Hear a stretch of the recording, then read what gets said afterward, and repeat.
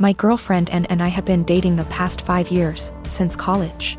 After graduation, we were semi-long distance, living close enough that we alternately visited almost every weekend. In 2018, and got a job in my city, and we found a place and moved in together. Now's a good time to mention the security cameras in our house. Break-ins are unfortunately common where we live. We thus got some motion-activated cameras, one of which has a view of our kitchen, to monitor the back door. The cameras only record when there's motion so they can retain footage for a very long time. And of course knows this. About a year ago, and started complaining I wasn't contributing equally to chores. I've been obsessive about chores my whole life. Growing up, not doing the dishes meant no video games for a week. When I lived with roommates, I was always the chore Nazi, making damn sure we all stuck to our chore wheel. And is just as fastidious about chores, so we just naturally alternated who did what. I'd just been brushing her remarks off, but over the last few months they've become much more aggressive. E.g. I was vacuuming and said, "Look at you finally cleaning up around here." I replied that we alternated vacuuming, to which she retorted, "No, you've vacuumed maybe twice since I moved in." Exchanges like this have been happening so frequently that I began to doubt my own recollection. Am I not as clean as I thought? Finally, she exploded at me last week. She said that having to stay home constantly over the past weeks exposed how little I do around the house, and that she didn't move in just to be my maid. Questioning my own sanity, I spent a few hours going through the entire 1.5-year archive of security camera footage, and tallied the exact number of times the kitchen cam caught each of us doing dishes. Our cleaning supplies, vacuum, mop, etc., are in the kitchen pantry, so I also tallied up how many times we grabbed cleaning stuff. To my vindication, the tally showed that we indeed split chores equally. She vacuumed / mopped 5 more times than I did. I did dishes 20 more times than she did. Given that we vacuum / mop at least once a week and do dishes at least every day, these are insignificant differences over the year and a half we've lived together. When I confronted Anne, she shrugged off her behavior as remembering things differently, but the real sin here was what I did, which she called an unforgivable violation of her privacy, akin to abusive stalking. She has broken up with me and is trying to move out, although obviously this is difficult due to current circumstances. I'm totally heartbroken, and was the love of my life, and I can't believe she destroyed our relationship like this. To make matters worse, she told many of our friends, who are mostly siding with her.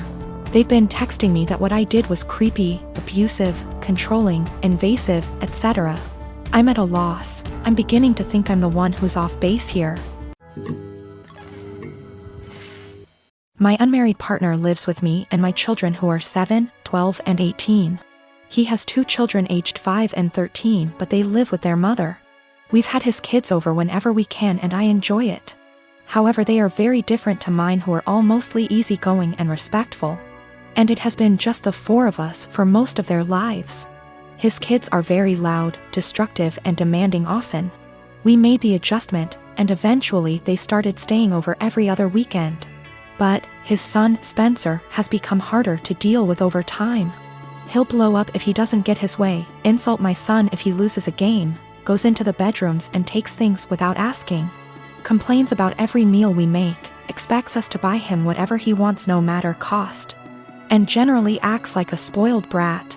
He can also be sweet, of course. He's a child and he's not evil, but this is fairly constant. We don't let it slide, but I also want to give him benefit of the doubt. He's 13, he could be acting out for lots of reasons with a weird family dynamic, I'm sure. I try my hardest to help him feel comfortable and heard /us, but his entitlement is rampant. It started to stress my kids out, and yesterday was the last straw for me.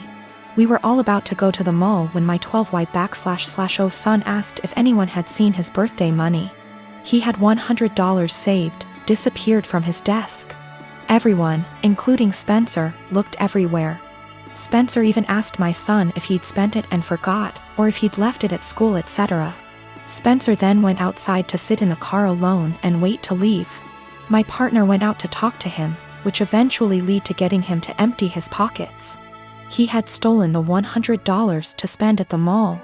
My partner told him off, texted his mom about it and told me, then gave it back to my son. Quietly furious, We went out as planned after a talk with Spencer as to not ruin the day for the other kids. He didn't seem to feel guilty at all, even asked us to get him a $120 jacket while out.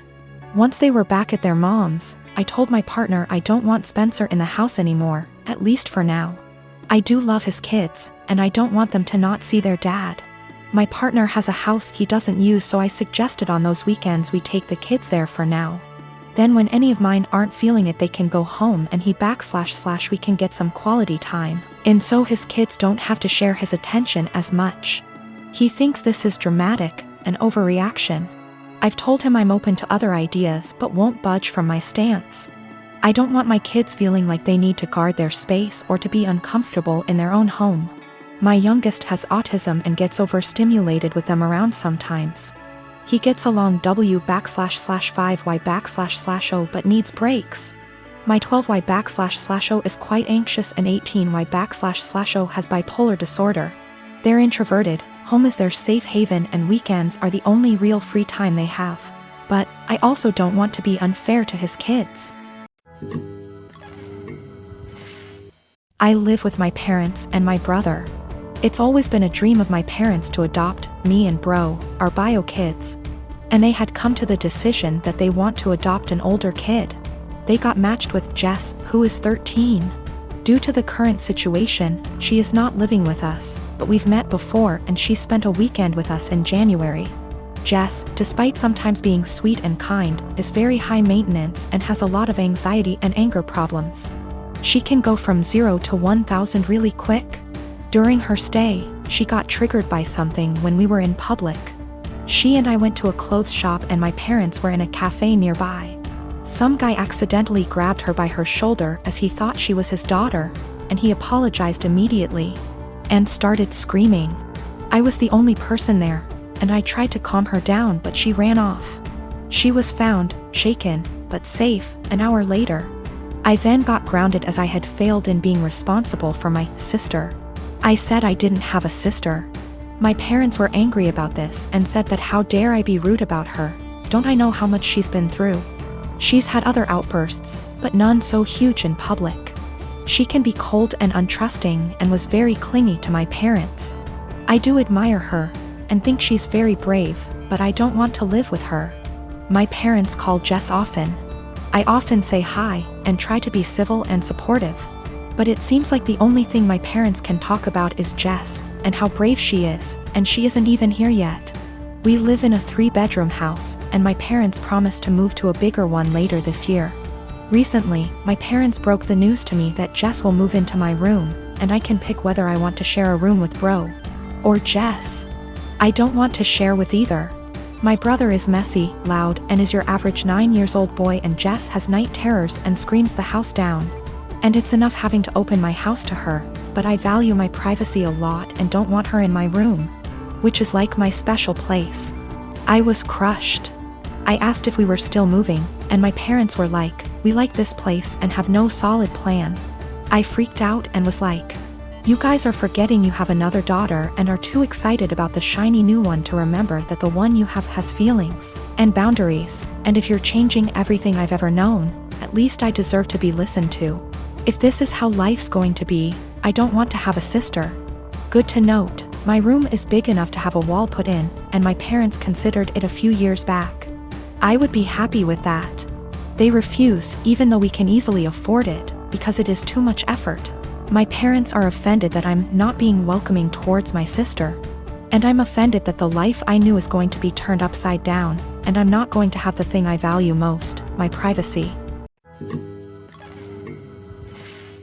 I have always been civil with my half-brother. We were close as kids, but he started to have an attitude at 13 and pretty much stopped being nice, and started messing with my things / making fun of me and doing pranks to annoy me / privacy, was gone with him coming into my room and taking my things. Whenever I complained, my stepmom would normalize his behavior and make excuses. My dad never really grounded him and thought that talking to him will get him to behave better. I'm currently in college. I live in a rented apartment and have car to help me get to the university or other places. The car isn't expensive or fancy at all. I saved up for it 2 years ago. I decided to have Christmas dinner with my family. It's the perfect opportunity to be with family since I haven't seen my dad in a while. I arrived at my dad's house and left my purse and my keys on the kitchen island after my stepmom told me to help with dinner. My half-brother started talking about my car in the kitchen while my stepmom was listening and asked if he could take it for a couple of hours to hang out with friends. I politely told him no. He threw a fit and brought up how I needed to relax and not worry, but my answer was still the same. While we were sitting at the dinner table, my half-brother got up, washed his hands, and I thought he went outside. I got busy talking to my dad, and after I got up to wash my hands I noticed my car keys weren't there. I went outside to ask him and neither he nor my car were there. I lost it. I started calling his phone, but he hung up on me several times. I was furious. I told my dad I'd call the police if he didn't come back with the car. My stepmom jumped to defend him and said I was being unreasonable to call the police. I called him one last time, then I called the police. My stepmom freaked out when my half-brother got picked up by the police. She told me to go explain the situation to the authorities, otherwise he'd spend the night in jail. But I refused, especially since I still hadn't got my car back. Stepmom yelled that I ruined dinner and that it was no big deal, he was going to return it after borrowing it from me, but he didn't really borrow it, and she heard me say no. I don't know what she told the police, but I didn't give permission to use the car. My stepmom's side of family are mad at me for doing this to my brother and hinted that I don't consider him family. My dad's side of family sided with me, saying he deserved it. My dad said I overreacted and I shouldn't have called the police when he disappeared for 4 hours. I talked to the police about what happened, and I learned later that my stepmom said that her son was allowed to borrow it, and that it was a misunderstanding. I wasn't going to let her continue to lie, but my dad told me to back off and let it go. This really upset me. My half-brother wasn't even berated the way I was by the family.